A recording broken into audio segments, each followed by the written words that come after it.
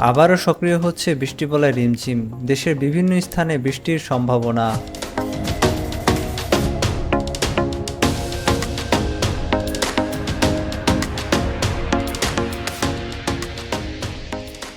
আসসালামু আলাইকুম। গত কিছুদিন ধরেই বিভিন্ন ধরনের আপডেট পেয়েছেন আগামী 11 তারিখ থেকে 14 তারিখ পর্যন্ত বৃষ্টিবলয় রিমঝিম সক্রিয় হওয়ার ব্যাপারে। আজকে দেখতে পাচ্ছেন যে বাংলাদেশের বিভিন্ন স্থানে কিছু বিক্ষিপ্ত বৃষ্টিপাত হলেও দেশের বেশিরভাগ স্থানই বর্তমানে বৃষ্টিহীন।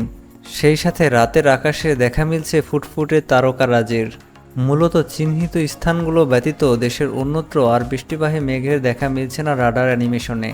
তবে সুখবর এই যে চলমান যে ব্যবসা গরম অব্যাহত রয়েছে তার থেকে সাময়িক স্বস্তি দিতে আগামীকাল থেকে দেশের বিভিন্ন স্থানে বৃষ্টিপাতের প্রক্রিয়া চালু হতে পারে। এক্ষেত্রে সর্বাধিক সক্রিয় থাকতে পারে রংপুর, ময়মনসিংহ ও সিলেট বিভাগে। এছাড়া রিমঝিমের কারণে চট্টগ্রাম বিভাগের বিভিন্ন স্থানেও পর্যাপ্ত বৃষ্টিপাত হতে পারে। সেই সাথে রাজশাহী, খুলনা বিভাগেও কিছু বৃষ্টিপাতের আশা করা যায় আগামী 2-3 দিনে। এ সময় 11 থেকে 13 তারিখ নাগাদই মূলত মূল বৃষ্টিপাত থাকতে পারে। এই সময়ে দেশের বিভিন্ন স্থানে বৃষ্টির পূর্বাভাস থাকলেও মূলত মূল বৃষ্টিপাত থাকতে পারে দেশের উত্তরের 3 বিভাগ অর্থাৎ রংপুর, ময়মনসিংহ, সিলেট বিভাগ, সেই সাথে রাজশাহী বিভাগের কিছু অংশ এবং চট্টগ্রাম বিভাগের অনেক এলাকায়। বাকি এলাকায় বৃষ্টিপাত থাকলেও তা বিক্ষিপ্ত প্রকৃতির এবং ছড়িয়ে ছিটিয়ে থাকতে পারে।